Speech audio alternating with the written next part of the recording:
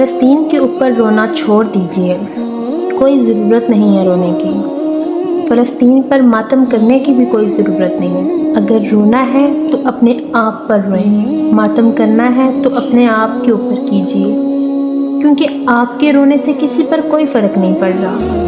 روتے ہی چلے آ رہے ہیں ہم پچھلے 75 سال سے، تو اگلے 75 سال اور رو لیں گے تو کوئی فرق نہیں پڑے گا۔ یہ دنیا بار بار مسلمانوں کو مار رہی ہے، پہلے 100-150 سال میں مارتی تھی، پھر 20-25 سال بعد مارتی، اور اب تو ہر 5 سال میں مسلمان کہیں نہ کہیں پٹ رہا ہے، اور ہم سوائے رونے کے، سوائے بد دعائیں دینے کے اور سوائے دعائیں مانگنے کے اور کچھ بھی نہیں کر پا رہے، اور کچھ نہیں کرتے اور کچھ کر بھی نہیں سکتے۔ بوسنیا کی وار ہوئی، ہزاروں لاکھوں لوگ اجڑ گئے، مارے گئے 1992 کے اندر۔ پھر 2017 میں برما نے روہنگیا کے اندر لوگوں کو مار دیا، 24,000 لوگوں کو قتل کر دیا، اور اب یہ مسئلہ چلا ہوا ہے فلسطین کا۔ رب سب کچھ یاد رکھتا ہے، تاریخ سب یاد رکھتی ہے، وہ الگ بات ہے ہم نے پڑھنا چھوڑ دیا ہے۔ تاریخ ضرور یاد رکھے گی کہ 55 سے زائد اسلامی ملک، 1.6 بلین سے زیادہ مسلمان، 22 سے زیادہ عرب اسٹیٹس غزہ کے اندر پانی کی ایک بوتل نہیں پہنچا سکے۔ جب تک بڑے صاحب اجازت نہ دیں یہ اپنے بارڈر بھی نہیں کھولتے۔ بندے وہاں سے نکل رہے تھے، مارے جا رہے تھے، انہوں نے اپنے بارڈر بند کر دیے کہ جی ہمارے پاس نہ آئیں، وہیں جا کر مرے، یہاں پر آنے کی ضرورت نہیں ہے۔ سوائے باتوں کے ہمیں کیا ملا؟ لیبیا سے کیا ملا؟ جارڈن سے کیا ملا؟ قطر سے کیا ملا؟ سعودی عرب سے کیا ملا؟ کسی سے کچھ نہیں ملا۔ بولنے کی ہمت نہیں ہے ہم لوگوں کے اندر۔ ابسینیا کے اوپر چلے جائیں، جیسے بھی جتنے بھی ان کے ایکس آرمی چیف ہیں، سب کے سب اپنی کہانیاں گاڑ رہے ہیں کہ جنگ یوں کرنی چاہیے، یہ یوں کریں گے تو اسرائیل کو نقصان ہو جائے گا، سب کے سب آ کر اپنے تبصرے کر رہے ہیں۔ پاکستان میں آپ بتائیں نا آپ نے کس کا بیان سنا ہے؟ کوئی ایکس چیف ہو جس کا آپ نے بیان سنا ہو، کوئی ایکس پرائم منسٹر ہو، کوئی ایکس پریزیڈنٹ ہو جس کا آپ نے بیان سنا ہو، کوئی ڈیفنس انالسٹ ہو جن کا آپ نے بیان سنا ہو، یہ سارے کے سارے کہاں چلے گئے ہیں؟ اسلامک فورس بنائی تھی نا پوری کی پوری، جس کو ہم چیئر کر رہے تھے، وہ کدھر گئی؟ کسی کا بیان سنا ہے آپ نے آج تک؟ سوائے 1-2 لفاظی کے، سوائے 1-2 گھسی پٹے بیانات کے ہم کچھ نہیں کر پاتے۔ ہونے والے جھوٹ پہ جھوٹ باندھے چلے جا رہے ہیں۔ میں آپ کو کچھ کنڈیشنز دیتی ہوں، ہم ڈیٹا سائنٹسٹ ہیں، ہمارا کام ہی ڈیٹا دینا ہوتا ہے۔ پاکستان میں تو ہم وہ بھی نہیں کر سکتے، باہر جا کر ہمیں وہی کام کرنے کی اجازت ہوتی ہے۔ 23 سالوں سے 2001 سے اگر شروع کرتے ہیں تو 2023 تک حماس نے اسرائیل کے اوپر کوئی 27 سے 28 ہزار راکٹ پھینکے۔ اچھا، جو راکٹ ہوتے ہیں نا وہ ملٹری گریڈ راکٹ نہیں ہوتے، وہ جو یوریا سے گھروں میں بنائے جاتے ہیں نا، جو کسی کے سر کے اوپر جا کے لگے تو بندہ مرے ورنہ وہ زخمی ہی ہوگا، وہ والے راکٹ۔ اور موٹر شیل 5-6 ہزار وہ پھینکے، ٹوٹل کسی بھی اندازے سے 36,000 سے زیادہ نہیں ہیں، یہ ٹو بی ایگزیکٹ 35,469 ہیں، آپ 36,000 کاؤنٹ کر لیں۔ ان 23 سالوں کے اندر ان 36,000 راکٹ نے 69 بندوں کو مارا، 69 بندوں کی موت ہوئی۔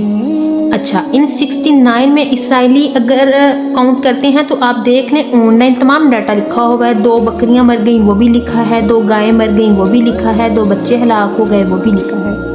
ان اسرائیلیوں میں 4 فلسطینی تھے، وہ پتہ نہیں بارڈر کے اس پر کیا کر رہے تھے، وہ بھی ہلاک ہو گئے، تو پیچھے رہ گئے 65۔ ان 65 میں بھی جو مرے ان میں بھی 5 سے 6 مسلمان تھے، آپ وہ بھی نکال دیں تو اصل جو نقصان ہوا وہ 58 سے 59 بندوں کا ہوا، تو وہ لوگ وہاں پر ہلاک ہو گئے۔ اس کا اگر آپ ایوریج نکالیں تو اس کا مطلب یہ ہوا کہ 521 راکٹ جب فائر ہوتے ہیں تو 1 بندہ مرے گا۔ تو یہ 23 سال کی تاریخ چل رہی ہے، یہ تو 23 سال کی تاریخ چل رہی ہے۔ اس کے بعد کیا ہوا؟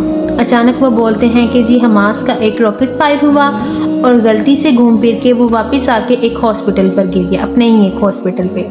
ہاسپٹل کی پوری عمارت تباہ ہو گئی اور اس میں 500 ایک ساتھ 500 بندے مر گئے۔ تو یہ کیسے ہو سکتا ہے کہ 521 راکٹ مل کر 1 بندہ مار رہے تھے پچھلے 23 سالوں سے، اور ایک رات اچانک ایک راکٹ فائر ہوا اور وہ اتنا زبردست راکٹ بن گیا کہ گھر کے یوریا سے بنا ہوا کہ اپنے ایک ہاسپٹل پر لگ گیا، اس نے 500 لوگوں کو مار دیا اور ہاسپٹل کی پوری بلڈنگ تباہ کر دی۔ اور ہم لوگ یہ ایجنڈا بائی کر رہے ہیں، ہر جگہ یہ بولتے ہیں کہ جی بالکل انہوں نے اپنے بندوں کو خود ہی مارا، خود ہی قتل تو وہ ہوئے ہیں اور وہ یہ قاتل بھی خود ہی ہیں، اور ہم یہ بات ماننے کو تیار ہیں کیونکہ ہمارے پاس اس کے علاوہ اور کوئی چارہ ہی نہیں ہے، ہم اس کے علاوہ اور کچھ کر ہی نہیں سکتے۔ اور یہ بربریت جو ہے چلی جا رہی ہے، چلتی جا رہی ہے اور ہم سوائے بد دعائیں دینے کے کچھ بھی نہیں کر پا رہے۔ 2 طرح کے پاکستان میں لوگ ہو گئے، ایک وہ جو جھولیاں بھر کے بد دعائیں دے رہے ہیں۔ وہ شاعر کہتا ہے کہ کب اشک بہانے سے کٹتی ہے شب ہجر، کہ کب اشک بہانے سے کٹتی ہے شب ہجر، کب کوئی بلا صرف دعاؤں سے ٹلی ہے۔ یہ دعائیں تو ہم نے مانگی تھی، افغانستان کے لیے بھی، عراق کے لیے بھی مانگی تھی، پاکستان کے لیے بھی مانگی تھی، سب کے لیے مانگی تھی، پھر کیا ہوا؟ خدا نخواستہ آج اگر پاکستان اور بھارت کے درمیان جنگ چھڑ گئی تو فرشتے بھارت کے ساتھ کھڑے ہوں گے، ہمارے ساتھ کھڑے نہیں ہوں گے، کیونکہ ہمارے اعمال ہی ایسے ہیں، ہمارے اندر منافقت اس قدر بس گئی ہے۔ تو یہ جو لوگ بد دعائیں اور دعائیں مانگ رہے ہیں، اس سے کچھ نہیں ہوگا۔ ایک وہ لوگ ہیں جو جھوٹی آس لے رہے ہیں صرف اور صرف اپنے ویوز کے لیے۔ عراق میں بھی یہ سب کچھ ہوا تھا، عراق تباہ کر دے گا امریکہ کو، آپ دیکھیں گے کیسے کایا پلٹی ہوگی۔ ایسے ہی روز کوئی نہ کوئی آ کر ویڈیو ڈال رہا ہوتا ہے کہ حماس یہ کر دے گا، حماس وہ کر دے گا۔ 256 F-16 ہے ان کے پاس، اسرائیل کے پاس۔ ہمارے پاس جو F-16 ہے وہ ایل بینڈ کے اوپر نہیں چلتے، وہ ایل بینڈ پہ اگر آپ کو جانا پڑے گا آفینسو موڈ کے اندر تو اس کی اجازت بھی آپ کو امریکہ سے لینی پڑے گی۔ 256 F-16 اور اسرائیل کے پاس 70 سے اوپر F-35 ہیں۔ F-35 وہ پلین ہیں جو دنیا کے کسی بھی ملک میں جا کر تباہی مچا سکتے ہیں، 160 کلومیٹر دور سے فائر کر سکتا ہے۔ تو یہ صورتحال ہے، وہ نیست و نابود کر کے چلا جائے گا۔ دنیا اسرائیل کے ساتھ کھڑی ہے، آپ کچھ نہیں کر سکتے، اپنی لاشیں دفنانے کے سوا آپ کچھ نہیں کر سکتے، اور یہ بد دعاؤں سے کام نہیں چلنا۔ اب کریں تو کیا کریں؟ تو پہلی بات تو یہ ہے کہ اس ملک میں رہنا ہی کیوں ہے؟ جو اتنے کمزور ہیں، اس ملک میں کرنا کیا ہے کہ ہم لوگ 1.5 بلین مسلمان مل کر پانی کی ایک بوتل نہیں غزہ میں پہنچا سکے؟ اس ملک میں رہنا ہی کیوں ہے؟ قرآن پاک میں آتا ہے سورۃ نساء میں کہ اللہ تعالیٰ اپنے بندوں سے پوچھے گا تم کس حال میں رہے ہو، کیا کرتے رہے ہو؟ تو اللہ کے بندے بولیں گے کہ ہم تو زمین میں بہت کمزور بنا دیے گئے تھے، تو فرشتے ماریں گے اور بولیں گے کہ اللہ کی زمین وسیع نہیں تھی کیا؟ اللہ کی زمین اتنی وسیع نہیں تھی کہ تم نکل جاتے؟ تو اگر آپ ملکوں میں کمزور ہیں جہاں پر آپ کو بات کرنے کی اجازت نہیں ہے، جہاں پر آپ بول نہیں سکتے، تو کسی اور جگہ چلے جائیں، آپ بات تو کر سکیں نا۔ اب راشدہ طالب ہے مشیگن کی، جو کانگریس وومن ہے، وہ ایک بندی نے تہلکہ مچایا ہوا ہے، پورے ملک کے اوپر بھاری ہے، وہ بول کے پورا میڈیا پاگل ہو گیا، لیکن وہ کچھ نہیں کر پا رہے کیونکہ وہ امریکہ میں بیٹھی ہوئی ہے۔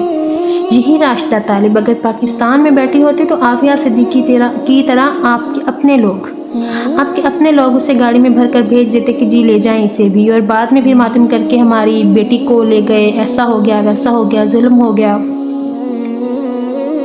تو پڑھنا شروع کریں، دیکھنا شروع کریں، سمجھنا شروع کریں، کیونکہ یہ جو لوگ بیٹھے ہیں نا چپ ساتھ کے، کل کو انہوں نے آپ کے پاس آنا ہے، ووٹ کی بھیک مانگنی ہے اسلام کے نام کے اوپر۔ کون سا اسلام؟ کون سا دین؟ کہاں کا اسلام بھائی؟ پیسہ ایک دین ہے اس دنیا کا، اور یہ IMF اس دنیا نے خدا بنایا ہوا ہے، اس دنیا کا ہم اس کی پیروی کرتے ہیں۔ یہ منافقت کی باتیں بالکل بھی نہیں کرنی چاہیے۔ تو آپ کے اور میرے رونے سے کچھ بھی نہیں ہو سکتا۔